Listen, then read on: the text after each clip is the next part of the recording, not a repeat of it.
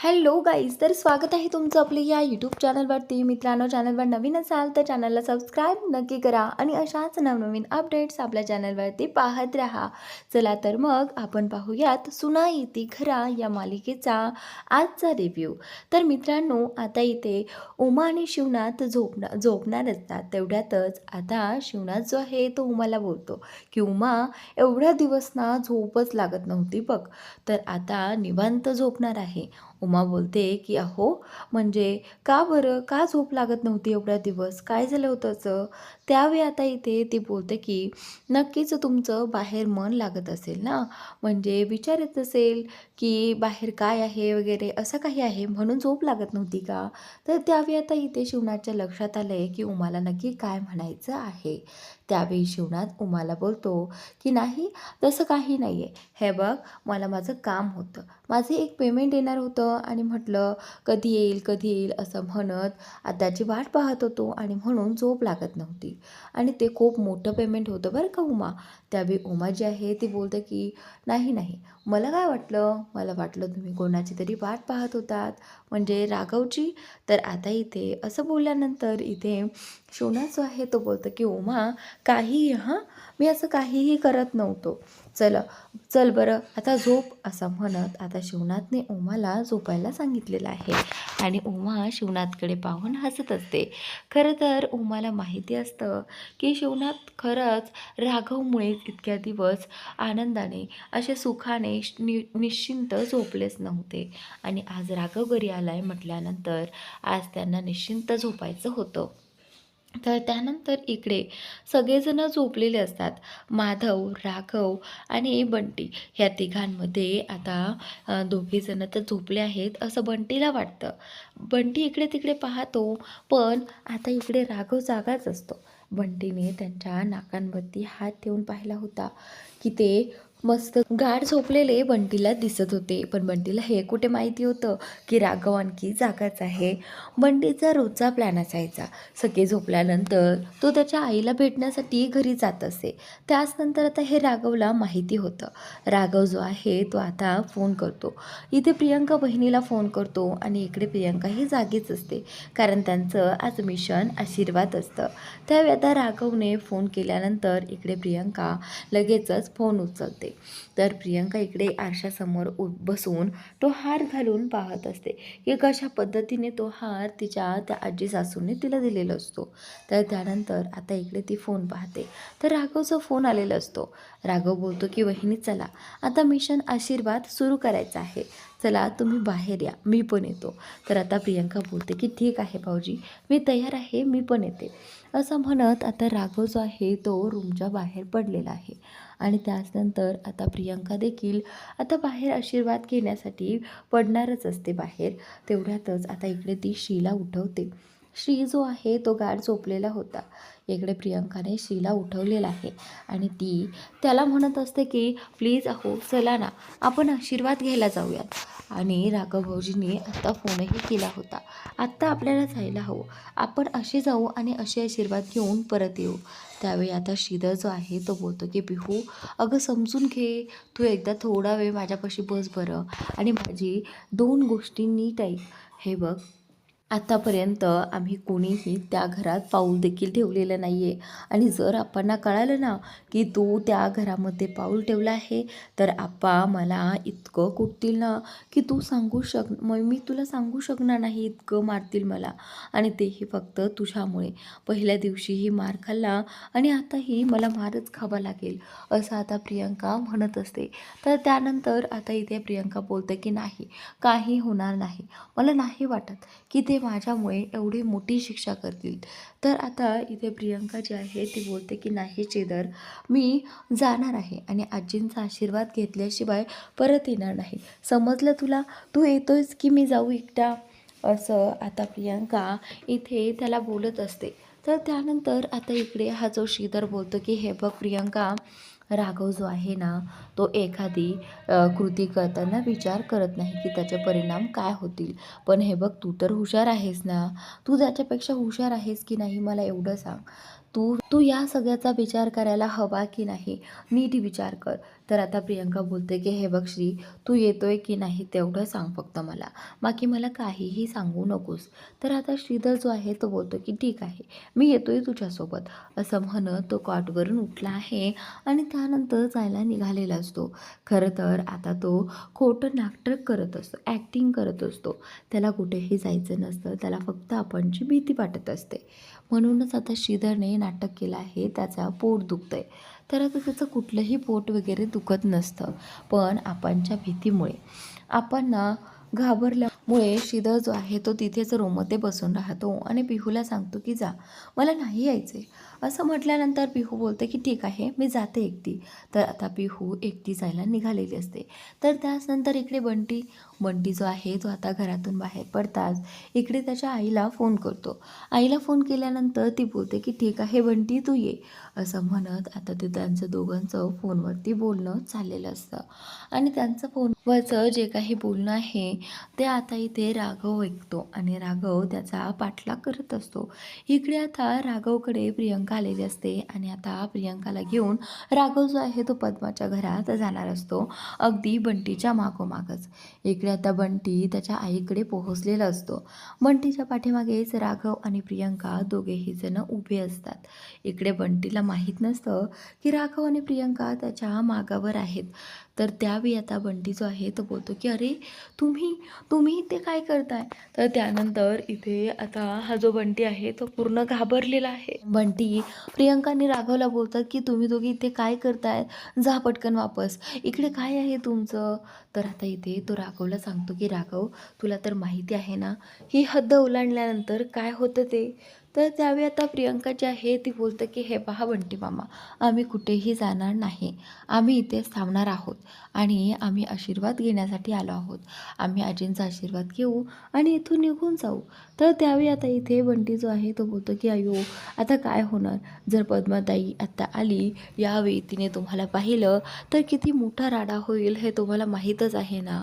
तर त्यावेळी आता राघव बोलतो की हे बघ बंटी मामा, तू जरा गप्प राहा. हे बघ, तुला काहीही कळत नाही आहे त्यातलं. एक काम कर, तू जरा साईडला हो आणि प्रियंका वहिनीला आजींचा आशीर्वाद घेऊ दे. त्यावेळी आता आजी जी आहे ती बोलते की अरे, म्हणजे माझी नात सून एवढ्या जवळ आली आहे आणि मी तिला घरात न घेताच तिला अशी वापस पाठवू का? नाही नाही, हे चालणार नाही हां. हे पहा, आत्ता सगळे झोपलेले असतील. आता तुम्ही एक काम करा, तुम्ही दरवाजातून सगळ्यांनी आत या, मी माझ्या नातसूनाला पाहते. असं म्हटल्यानंतर आता इथे राघव जो आहे तो बोलतो की हे बघ आजी, एवढं पुढून वगैरे येण्याची गरज नाही आहे. एक काम कर, तू इथूनच वहिनींना आतमध्ये येऊ देत. तर त्यावेळी आता इथे आजी जी आहे ती बोलतं की ठीक आहे, जर तुम्हाला वाटत असेल की इथूनच यावं तर हळून या, असं म्हणत आजीने प्रियंकाला तिथूनच वरती यायला बोलवलेलं आहे. तर आता राघव बोलतो की जे काही करायचं आहे ते फक्त पटकन करा, जेणेकरून कोणालाही कळणार नाही की आम्ही इथे आलोतही. तर आता बंटीला खूप टेन्शन आलेलं असतं.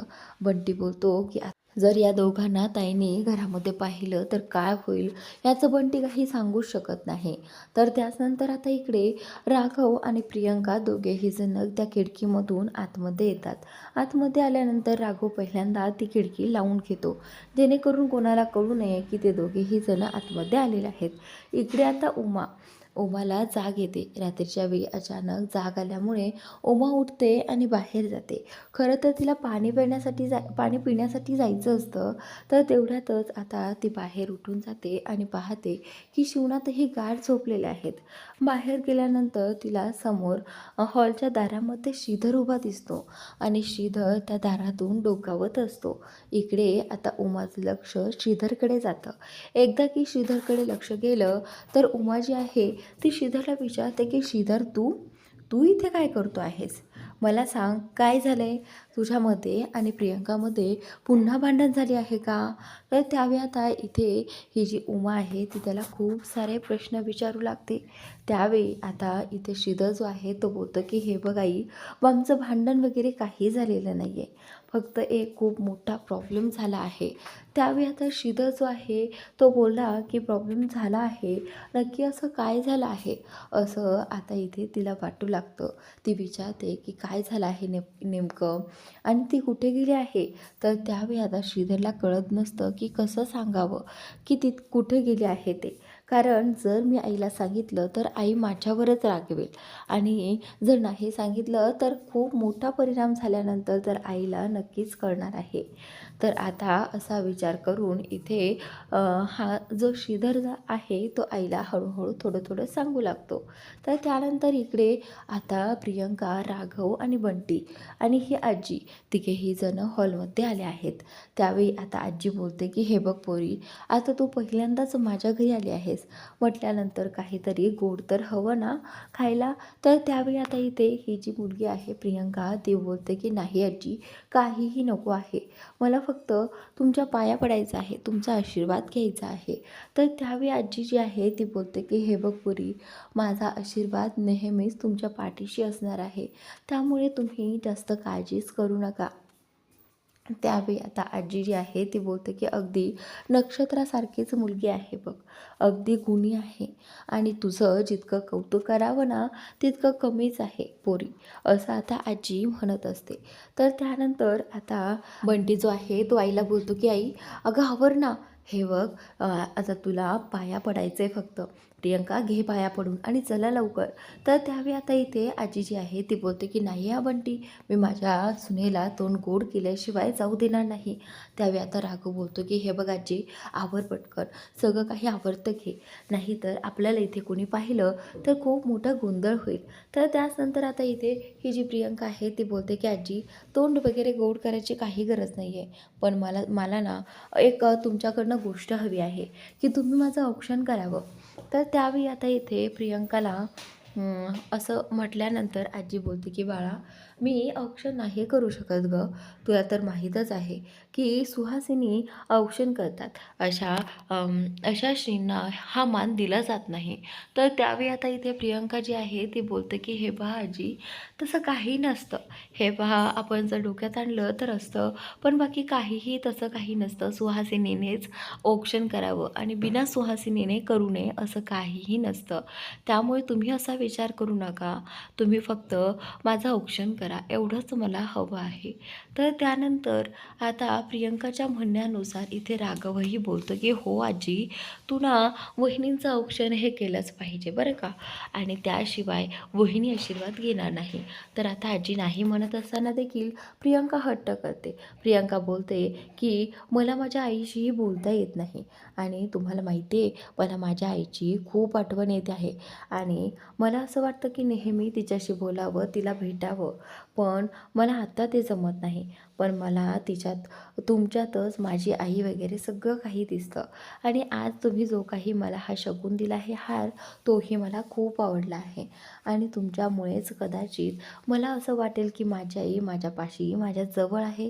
तर त्यावेळी आता इथे ही माझी आई आहे ती म्हणते की ठीक आहे पोरी, तू खूप हट्ट केल्यामुळे मी आता औक्षण करते आहे. तर आता इथे ती तिचं औक्षण करण्यासाठी किचनमध्ये जाते आणि ताट घेऊन येते. आता ती तिचं औक्षण करतच असते, तिची माया वगैरे मोडते आणि पुन्हा बोलू लागते की खरंच राघव खूप गुणाची मुलगी आहे ही. तर त्यावेळी आता राघव बोलतो की हो अगदीच. तर त्यानंतर आता इथे आईचं बोलणं भेटणं होतं. इकडे प्रियंकाने तिच्या आजींचा आशीर्वाद देखील घेतलेला आहे. आजींचं औक्षण वगैरे करून झाल्यानंतर आता आजी जी आहे ती ते ताट वगैरे बाजूला ठेवते आणि इकडे आता प्रियंका पाया पडते. आजींच्या पाया पडल्यानंतर आता ती बोलते की चला आता निघायला हवं. आता असं म्हणताच इकडे आता पद्माच्या खुकण्याचा आवाज येतो. पद्मा जी आहे उठली आहे हे बंटीला कळतं. बंटी बोलतो की चला आता पळा, पळा इथून, नाही तर ताई बघेल. असं म्हणताच आता राघव आणि प्रियंका दोघेही जण एका कोपऱ्यामध्ये लपून बसतात. तर त्यानंतर ही जी पद्मा आहे ती पुढे येते आणि पुढे आल्यानंतर तिला असं जाणवतं की घरात कोणीतरी होतं, कारण ती जेव्हा पुढे येत होते तर तिथे त्या फ्लावर पॉटचा आवाज देखील झाला होता. हॉलमध्ये येताच तिला बंटी हॉलमध्ये बसलेला दिसतो. खरं तर आता हा इथे काय करतोय हा प्रश्न देखील तिलाच पडला होता. आणि त्यानंतर आता इकडे पद्मा तिथे येते आणि आजूबाजूला पाहू लागते, कारण तिला एका साईडला आवाज आला होता, म्हणूनच पद्मा ते पाहण्यासाठी आली होती. इकडे आता हा जो बंटी आहे तो खाली पडलेला असतो आणि पद्मा त्याच्याकडे येते. पद्मा त्याच्याकडे आल्यानंतर पद्मा त्याला विचारू लागते की काय रे बंटी, काय चाललंय तुझं, असं म्हटल्यानंतर आता बंटीला कळत नसतं की काय उत्तर द्यावं. तर आता इकडे प्रियंका आणि राघव दोघेही जण लपण्याचा प्रयत्न करत असतात. राघवने आणि प्रियंकाने खूप मोठी रिस्क घेतली होती आणि आता फायनली ते दोघेही जण त्यांचा मिशन आशीर्वाद कंप्लीट करतात आणि आजींचा आशीर्वाद घेऊन ते लपून बसलेले असतात. इकडे ही जी पद्मा आहे ती त्यांना घरभर शोधते. नक्की कोण असेल, नक्की कोण आला असेल घरात, हा प्रश्न इथे तिला पडलेला असतो. तर त्यानंतर श्रीधर जो आहे तो आईला सांगत असतो आणि आईने जेव्हा ऐकलं की प्रियंका आणि राघव पद्माच्या घरामध्ये गेलेले आहेत, तर आता इथे या उमाला खूप टेन्शन येतं की आता काय होईल जर यांना कळालं. आता ही पद्मा जेव्हा राघव आणि इथे प्रियंकाला त्या घरामध्ये बघेल त्यावेळी किती मोठा तमाशा होईल कळतंय का तुला. ती आता उमा श्रीधरवरतीच ओढत असते आणि त्यानंतर श्रीधर जो आहे तो बोलतो की आई मी तिला नाहीच म्हटलं होतं, पण राघवने काही माझं ऐकलं नाही आणि राघव तिला घेऊन गेला. त्यावेळी आता आई जी आहे ती बोलते की राघवने ठरवलेलंच आहे की त्याने आई आणि वडिलांचं कोणाचंही ऐकायचं नाही. मला कळत नाही हा मुलगा असं का वागतो, का असं प्रयत्न करतो. तर त्यावेळी आता इथे उमाला प्रचंड राग आलेला असतो राघववर. जर काही प्रॉब्लेम झाला म्हणजे शिवनातलं या गोष्टीचा किती त्रास होईल आणि पुन्हा ही पद्मा किती ओरडेल जर तिला कळालं की त्या घरातील सगळेजण त्या घरात आले होते, तर किती मोठा गोंधळ होईल हा प्रश्न आता इथे तिला पडलेला असतो. तर त्याचनंतर आता आजचा भाग इथे संपलेला आहे. पुढील भागात तुम्हाला असं काही पाहायला मिळणार आहे की राघव आणि प्रियंका दोघेही जण त्या पद्माच्या तावडीतून लपण्यासाठी एका रूममध्ये लपतात. पण नेमकंच ती रूम जी आहे ती अन्विताची असते. अन्विता त्या रूममध्ये गाढ झोपलेली असते आणि त्याच वेळी आता इथे राघवचं लक्ष अन्विताकडे जातं. प्रियंका मात्र एका साईडला लपलेली असते, पण राघव मात्र तिच्या कॉटपर्यंत पोहोचलेला असतो. इकडे आता राघव मनातच म्हणतो ही झोपेत किती सुंदर दिसते ना, अशी शांत दिसते, खूप निरागस वाटते, पण नाही, पण अशी समोर पाहिली तर खूप रागीट दिसते. तर आता इथे राघव जो आहे तो तिचं बारीकाईने निरीक्षण करत असतो. तर ज्यावेळी आता राघव तिच्याकडे एकटक पाहत असतो, तर त्याच वेळी आता ही जी अन्विता आहे ती उठून बसलेली आहे. तिला जाणवलं आहे की तिच्या रूममध्ये नक्की कोणीतरी आहे आणि ज्यावेळी तिला कळणार की तिच्या रूममध्ये राघव आहे त्यावेळी नक्की काय घडणार आहे. तर आता ही पद्मा जी आहे ती शोधून शोधून थकली आहे अक्षरशः, की नक्की इथे काय चाललं होतं, कुणी होतं का घरामध्ये, असं तिचं झालेलं असतं. घरामध्ये कोणी आलं होतं का, जर आलं असेल तर ते एवढ्या लवकर कुठे लपले असतील, आत्ताच तर काहीतरी पडल्याचा आवाज आला होता, असा प्रश्न इथे आता पद्माला पडलेला असतो. आणि इकडे पद्मा हॉलमध्ये आल्यालाच इथे ती बंटीला पाहते. बंटी जो आहे तो खाली बसलेला असतो आणि पद्मा त्याला प्रश्न विचारू लागते. त्यावेळी बंटी जो आहे तो न चुकता तिच्या प्रश्नांची उत्तरं देतो आणि त्याचनंतर इकडे आता अन्विताला जाग आलेली आहे. अन्विता राघवकडे एकटक पाहत असते की तू इथे, असं म्हणत ती ओरडली आहे. त्यानंतर राघवला खरं काय आहे ते सगळं काही सांगावं लागलं आणि प्रियंका देखील तिथेच लपलेली असते. त्यामुळे आता अन्वितालाही त्याचं म्हणणं अगदीच पटलेलं असतं. जर कदाचित प्रियंका नसते तर तिनेही तिच्याकडनं गैरसमज करून घेतलेला असतो, असं आता इथे तिचं झालेलं असतं. तर त्याचनंतर आजचा भाग इथे संपतो आहे. पुढील भाग नक्की पहा आणि आपल्या या यूट्यूब चॅनलला अजूनही सबस्क्राईब केलं नसेल तर नक्की सबस्क्राईब करा. Thanks for watching.